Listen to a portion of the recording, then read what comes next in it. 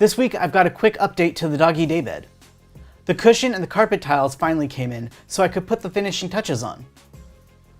We really love the bed and so do the dogs, but in the time that we've had it, we've noticed that the ramp slides around a little too easily. So to make it more secure and keep the ramp from moving, I'll also be adding stops to the bed and rubber feet to the ramp. And for aesthetics, I'll be gluing in rails along the side of the ramp. Let's keep this one short and jump right into the build. We decided to cover the ramp and give it some traction so that the dogs could get up easier. After picking through a couple different options, we landed on carpet, and because we didn't want to have to deal with a whole roll left over, we ended up deciding on carpet tiles. These are 18-inch square pieces of carpet, usually used in offices, and the ones we went with are self-adhesive. But I wanted to be extra sure that they didn't come off the ramp, so I also applied them using construction adhesive. So once I had the nib cut, I used a sharp metal rod to pierce the tube to allow the adhesive to flow, and then put it in my caulk gun, and I applied the adhesive to the face of the ramp. And then I could align 3 of the carpet tiles on the ramp. I started at the top edge to make sure that the pieces went on square and worked my way down. With the tiles aligned on the ramp, I placed a scrap piece of plywood on top of the carpet so I could clamp it down. I had to fold the excess carpet over the edge of the ramp in order to be able to get the clamps on, and if I were to do this process again, I would get non-adhesive tiles, so when I folded them over, they didn't stick to the underside of the ramp.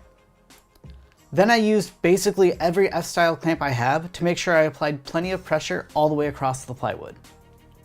I set the ramp aside to let the construction adhesive dry, then came back a few hours later and removed the clamps. I also had to peel back the excess carpet tile from the underside of the ramp. I placed the ramp back on the scrap plywood, carpet side down, to use as a backing board while I cut off the excess carpet. I used the edge of the ramp as a cutting guide and cut away the carpet using a utility knife. I made sure to put a fresh blade in the knife to get as clean a cut as possible. With the bulk of the carpet tile removed, I could go in with the utility knife and a pair of scissors to clean up any loose fibers. I also put some 120 grit sandpaper in my sanding block to run along the edge of the plywood to smooth out the carpet tiles. To make the guardrails and the stop blocks, I first cut down 3 48-inch strips of 3/4 inch plywood to 2 inches, and then I cut one down to 3 inches to make the larger stop.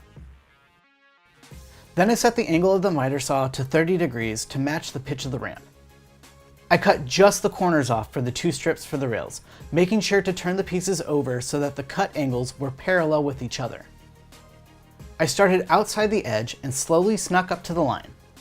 For the small stop block, I cut one corner off, then measured down 2 inches and made a 90-degree crosscut. The larger stop was a bit more difficult because the cut needed to be inset from the edge. So I drew out where I needed to cut on the plywood. Marking it out like this makes sure you don't cut off the wrong pieces. Then I measured 2 inches from the highest point and made a 90-degree cut. I accidentally double hit the record button on the camera, so I didn't get any footage of sanding down all the pieces.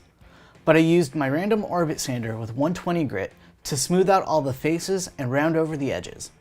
Wood glue doesn't adhere very well to pieces with finish on them, so I used 120 grit sandpaper in my sanding block to take off the finish on the bed catch and the ramp so that I could glue everything together. I ran a thick bead of Type-On 2 along the bottom edge of the rails, then placed them on spacer blocks and clamped them to the ramp.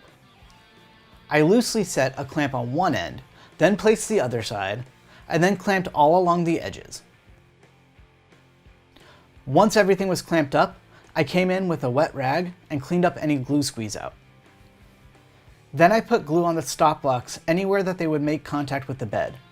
I clamped them in and cleaned up any excess glue with the rag, then let the glue set for a few hours before coming back to finish all the pieces. I finished the ramp and blocks with the same water-based polyurethane that I covered the rest of the bed with. I brushed it on with a paintbrush, being careful not to put any on the actual carpet, then put on 3 coats of finish, sanding with 220 grit sandpaper between each coat. I touched up everything with 400 grit paper to knock down any tackiness left from the final coat. The very last thing I did for the bed was to place anti-slip rubber feet on the legs of the ramp so that the whole thing doesn't slide on the tile floor. If it was sitting on carpet, I wouldn't bother with this, but the extra security on the tile doesn't hurt. They are self-adhesive, so I just placed the legs on top of the squares and pushed down. Then I used the utility knife to cut away the excess using the legs as a guide. And with that, the dog bed is finally done. We're still getting the dogs used to going up and down the ramp, but they love being able to see out the window and the bed underneath. We're all super happy with how it came out. I love the custom cushion, and I think we found the perfect pillow and blanket to put on top. I'll post links to the cushion, pillow, and blanket below. I hope you enjoyed the build. Be sure to like and subscribe so you don't miss future videos, and I'll see you all on the next one.